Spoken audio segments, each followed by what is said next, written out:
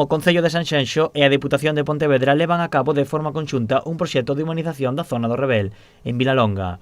O proxecto actuará na zona de equipamentos máis grandes da vila, en un espazo de 73.000 metros cadrados. Esta obra é unha obra que é unha mostra desa nova forma de facer as cousas. Primeiro, ter en conta que donde hai equipamentos ten que haber espacios públicos de calidade, ten que haber infraestructuras de calidade, que pensen primeiro en quen?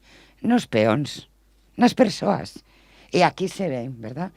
O proxecto mellorará as estradas, ampliará as beirarrúas e creará espazos verdes para o goce das persoas. Faltalle unha parte que eu creo que tanto a ti como a mí nos gusta moito, que son os espacios verdes, que son eses máis de 100 árbores que se van a plantar aquí, un espacio que se vai facer tamén para uso da gardaría municipal que temos aquí ás nosas espaldas. Pois, bueno, o colexio que se vai abrir próximamente neste curso escolar, temos o campo de fútbol que... O proxecto ten un custo de 1,3 millóns de euros cunha financiación conxunta, 900.000 euros a Deputación e 400.000 o Concello.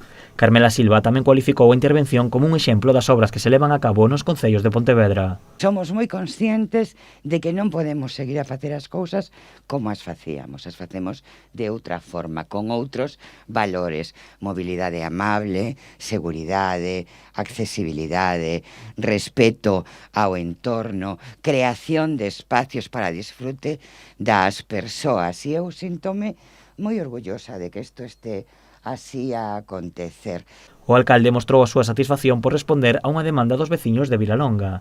A previsión é que as obras finalicen no mes de novembro.